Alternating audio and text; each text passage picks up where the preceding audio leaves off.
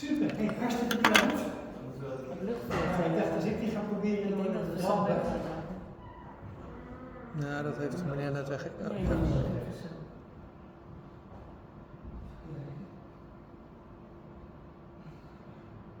Oké. Yes. Sorry for the inconvenience, but this is indeed why you need specialists on ICT. David, the floor is yours. Alright, hi everybody. Welcome to my thesis presentation about motivating exercise. Today we'll be looking into motivating the inactive part of the population for a healthy exercise routine by promotion of running in groups. So to introduce the problem, over half of the Dutch population currently does not exercise sufficiently. This can lead to a wide range of health risks, and therefore it's important that we try to get this group in motion. We see that this group is missing motivation to exercise on their own, so we need to help them a little bit with that. Now, what do we mean with this group? Our target group is the inactive population. This is the population that does not perform at least 150 minutes of moderate physical exercise throughout your week. This is not quite a lot because moderate physical exercise also includes walking, cycling, things like that. This group is very wide spread through demographics, so we've got ages ranging from adolescents all the way up to the elderly. But what we do see is that level of exercise is correlated with level of education, which means that we have to keep in mind that not our full target group is educated equally, and we should respect their data literacy. This means that we should represent their data to them in an easy to understand and grasp way. Furthermore, we know that this group lacks an intrinsic motivation for physical exercise. Now, what exactly do we mean with that? We take a small dive into motivational theory. Motivational theory is split up into two major parts, whilst the line between them is quite thin. The first of this is extrinsic motivation. Extrinsic motivation is motivation you receive from outside factors, such as pressure from others or extrinsic rewards. Examples of this is doing your job simply because you want to get paid, or when you perform well in school simply because your parents want you to perform well. Then we have intrinsic motivation, which is motivation that originates from within yourself. Examples of these are providing for your family because you feel the need to take care of your family, or performing well in school because you really want to grow up and become an astronaut. Now, intrinsic motivation is divided into 16 basic desires, or so-called motifs. These desires are the ground of the reasons that people take actions, and you can even find them back within animal behavior.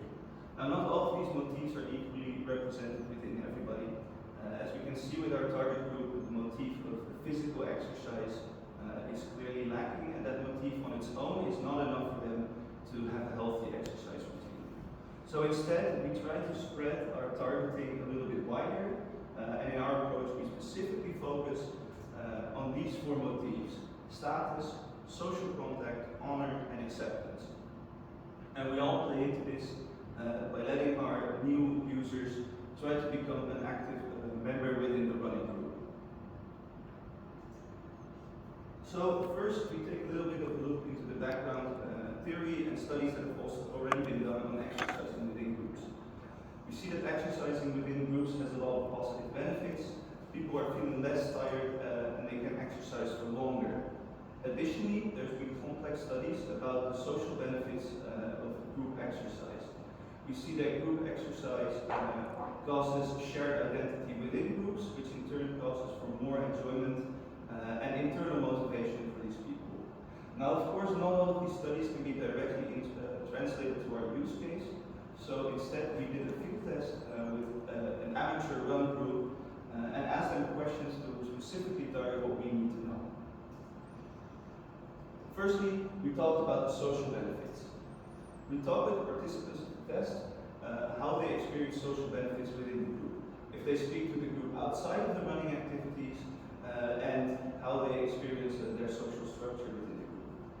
Most of the people indicated that they rarely see each other outside of the running events. However, they did say that the running sessions for them were a were also a social event that they look forward to throughout their week. For physical benefits, nearly all runners said that they felt that they could run for longer distances and at better paces when running together with others. They also stated that they felt less exerted at the end of their trainings. There were a few exceptions to this that said the complete opposite. However, these runners indicated that they felt they were a level above the rest of the group, yet still participated completely for the social benefits that they experienced. Finally, we talk about the motivational benefits. The motivational benefits include the effects of peer pressure, whether people feel pressured by the rest to be present at the running sessions, or whether people feel motivated from themselves to be present here. What we see is that a lot of people said that they felt somewhat pressured and ready to, and the need to uphold their agreements to show up to the running sessions. However, there was rarely a case where somebody that did not show up was actually shamed or judged by the rest of the group. This shows that this really plays into the internal motif of honor and acceptance, where people feel the need to uphold the group standards and also to be accepted by the rest of the group. We believe that this field test has shown to us that there is more than enough grounds to create a proof of concept that shows what it would look like to help new inactive population find a running group that suits their needs and wants. The target of this proof of concept is to show what a new user that would download the app and look for groups could possibly find in their area, and to show how this would motivate them to stay in motion. The first step in this process is creating a synthetic user base. Creating a synthetic user base in our case is not really a trivial task, because the ideal data set that we would have would be a data set of amateur runners, or people that barely even run, how fast they run, how long they run, how often they run, and their interest. Now, of course, this is all very personal data, and a data set like this probably does not exist and definitely would not be publicly shared in this state. So instead, we use a different data set on long distance running trainings. We see that this data set is per session, so what we take as a next step is to group the sessions per athlete. And we get this data set with runner objects within them. Now finally, during our field test, it came to light that it was quite important that a lot of members within the group shared interest with each other. And in most cases, when they did not share interest with everybody, they often found themselves separated from the rest of the group, talking with them during their runs. And therefore, we want to include interest in our data set as a way to group based on people's interest. However, there is no massive data set based on people's interests, so instead we use synthetic data generating techniques to create a realistic interest list for every user. So we base this on a UK survey where 1,000 students indicated their interests for a set of topics. And we use the conditional tabular generative adversarial network, or CTN. Whilst this is quite a mouthful, the model in itself is very clever and simple. It is based on two different networks, a generatory network and a discriminatory network. The generatory network uses a random noise vector as an input and creates synthetic data in the shape that our real data set is in. And the discriminatory network takes a sample of the real data and a sample of the synthetic data, and it then tries to predict the binary label if the data is synthetic or real. The models are then trained using respective loss functions, and both of these loss functions are based on the output of the discriminatory network, where the generator network is trained to trick the discriminator network with synthetic samples as well as possible, and the discriminator network is just trained to minimize the binary cross-entropy loss with the binary classification. We see that the loss is steadily decreasing over around the first 4,000 epochs and then maintains at a steady pace. Important to note is that when both losses remain at the same amount for a CT-GAN model, it does not mean that the model has stopped training, because if the discriminatory network and the generator network train at the same speeds, we see that the predictions for the discriminatory network stay around the same, stay as good as they were before, even though the data is becoming more like the real data. Now, after around 10,000 people, we felt confident to take a look at the shape of our data. So we see here on the left is the cross-correlation matrix of the real data. So this represents how often certain interests are shared. For instance, this orange dot right here represented it's very common for people interested in fantasy and fairy tales to also be interested in animation. Now we see that our synthetic data follows these trends quite nicely, whilst generally the correlation at all points is slightly higher than in the real data. This won't really be an issue, as once again this is mostly as a proof of concept. We only want to show that the structure of correlated interests leads to interesting compositions of groups. Now finally we use that CT-GAN to generate a synthetic interest list for every single one of our users in the user base. Of course this one is simplified and the real one is just 20 binary numbers.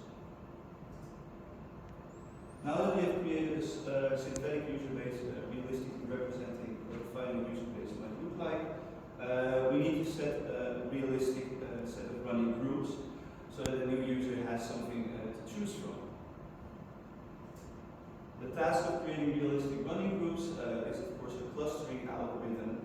And in our case, we did quite some research during the field test to find out what these clusters are based on. Yet still, we keep the clustering algorithm very adaptive by calculating the distance between any two users using 3 separate distance matrices and adding them together. So one matrix represents how similar they are in their running style, one matrix represents how similar their interests are, and one represents how similar their age and gender are. This allows us to change the weights of these different matrices to change the clustering algorithm. So now we have the distance between any two users.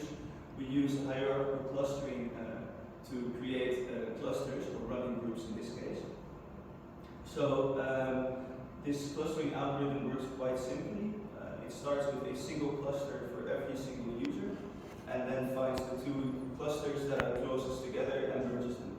So this is a sample of just 50 users to show what it looks like. We see we have 50 clusters at first, and then with a distance of around 0.07, user 3 and 41 are merged, and we arrive at 49 clusters, and we keep this going up all the way to the top. Now, how do we choose the number of clusters we have? We can either say we just stop merging when we have a certain number of lines, but in our case, we implement a threshold. So a threshold of 0.33, we draw a line right here and keep every single cluster that the line crosses through as the final clusters for the running algorithm. Now we do some hyperparameter tuning to finally check out what our own clustering algorithm should look like. And we keep these priorities that you can see up here and that threshold up there, which results in a histogram of the following cluster size. So I theorized that it would be quite realistic for there to be a lot of clusters of size 1, which are simply users that have downloaded the app and not joined the running group yet. And then you can see that the running size diminishes nicely, or the amount of clusters diminishes nicely as the cluster size increases. And here you can see some of these clusters visualized in a 3-dimensional space. Keep in mind that there are way too many dimensions to visualize all of them, so this is only the running characteristics that are visualized and not the interesting demographics. Now our last step, and the most interesting step, is to create a search algorithm for brand new users. So the search algorithm again adds 3 separate distance vectors, so a vector of the size 1 times all the clusters there are, which represents the distance from the new user to the clusters or the running groups that already exist. So the addition of those 3 separate vectors can be sorted to show which groups are in essentially the most similar to our new user. Now, what does that look like? To show that, we introduce a hypothetical user, John Doe. These are your statistics right here, and he was randomly sampled from our data set as well. He was not included in the original clustering algorithm to make sure that we would not always have a perfect match. Of course, if he was in the cluster on his own, we would always have a perfect match. So John Doe searches with these following preferences, where run distance and running pace are important to him. These two not so much, and this one will be left out of consideration for now. Whilst it is implemented to prevent complete cramming on this side, for now we left it out of consideration. And we see that the top group study matches his characteristics very nicely, but it only shares one interest with John Doe. So John decides that he wants people that share hobbies with him, or interests. I want you to keep a close look on the right what happens if we increase the importance of the interest. We see that group 95, that was previously in the third position, I believe, increases higher because it has 5 shared interests with John Doe, even though it is less similar in the other characteristics. And then we see at the bottom, group 129 is also joined in the top 5 groups, which is quite a difference with the run distance for John Doe, but in the rest it's quite similar. So what would the effects be if John Doe then decided to put his run distance preference all the way down? We immediately see group 129 shooting a lot up, because now this difference no longer really matters. As John Doe indicated, he doesn't find it important. But there's also a final last group that arrives with a very high amount of shared interest with him, which perfectly matches his preferences that he set right now. So now that we've shown what the search machine would look like, we take a final look at the future work and how such a tool would be used to motivate the inactive population. So first of all, we see that there's a little bit of an issue that our user base is now based on a large set of active runners. Of course, our target group is not exactly that, but it's really hard to find a data set of runs done by people that do not do runs. So of course, first to collect a real user base, the tool or the application has to be spread out.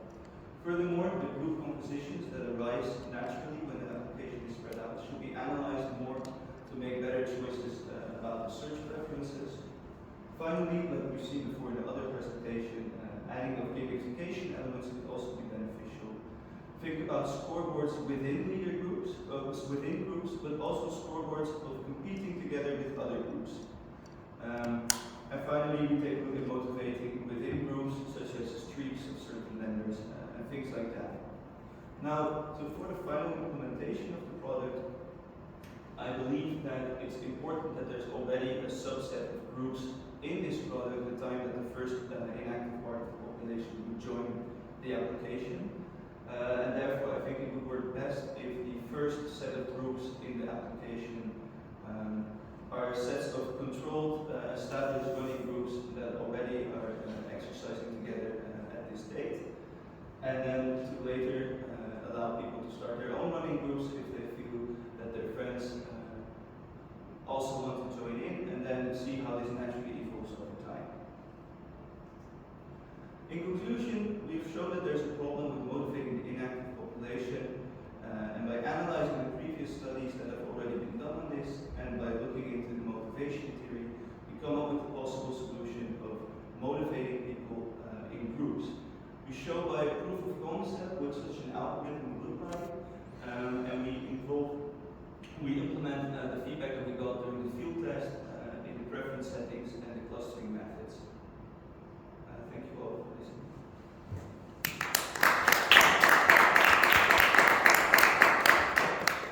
Questions to David at this moment from the audience, from the committee. So thank you very much for the presentation. I really appreciated the clarity. It was a bit more technical than the other presentation, but I really would follow, so that was really nice. I really appreciate your confidence. It's a really nice style of presentation.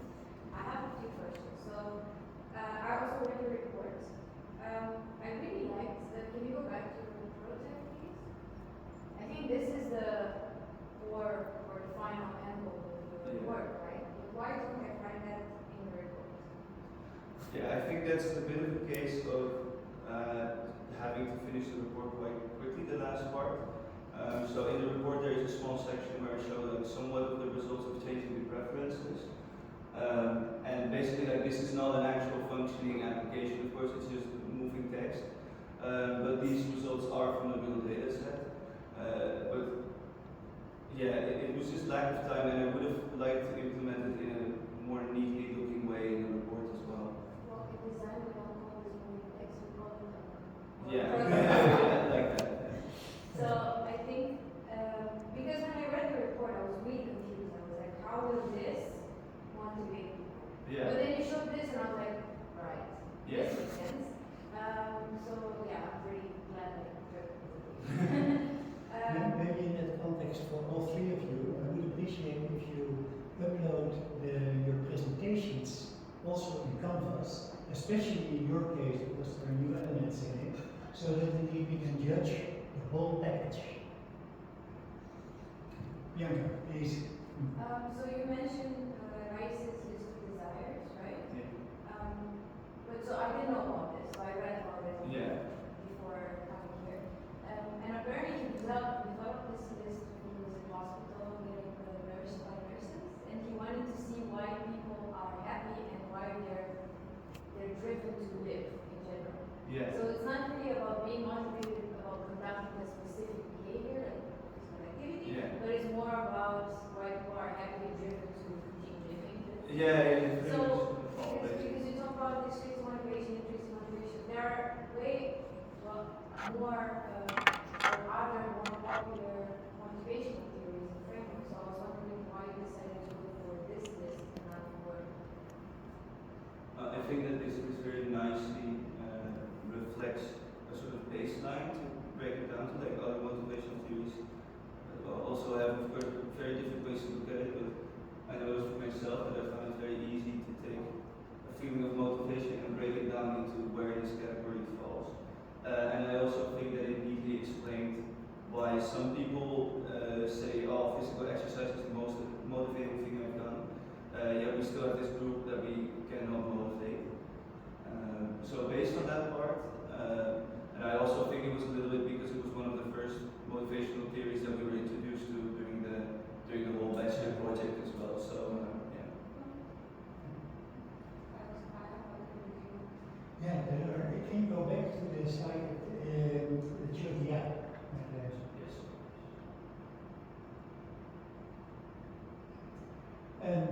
If I look to this, and I'm switching hats as an examiner, but also towards being a running coach, I can imagine that this would work if you have a certain population density. Yes. Because indeed, if you do this and your total user base is about 200 people, which I see, for example, in many of the running communities that there are, optimizing it to this granularity, I think indeed, I see, for example, people running in my group that have an average speed of 6 minutes per kilometer, running happily together with people that run 4 minutes per kilometer. Yeah. So what would be the sort of environment, population density that is needed to make this work? Do you have any idea about that? So I don't have a very concrete number, but I can do a little bit of explaining of where these groups come from. Yeah. Like as you can see, these groups are all very similar to him. I think that in most cases, there is rarely in all the possible search results any group that he would say, oh, this is way too different for me. Yeah. Which I think is where you're coming from. Right now, the sample size used for this is only 1,000 athletes. So there was a way larger data set, but only like after I put all the time into creating the data set, I figured out that 1,000 users is already way more than enough to have suitable running groups for everybody. But what you do have to keep in mind is that this right now does not include location. So to keep it a little bit more easy GDPR-wise, I think the best implementation for location is to use, for instance, a postal code, something like that. But then you would already narrow down the amount of groups. And it goes back to the future work part where you really have to analyze what group compositions naturally change into over time. There is a lot of work done at the University of Utrecht on indeed sort of GDPR compliant location, and they usually work with PC4, so that you take the 4 digits of a postal code, but not the letters, and then you have something which has a sort of level where privacy is still guaranteed, but you're not on the level of sort of an entire country or something like that. Yeah, that was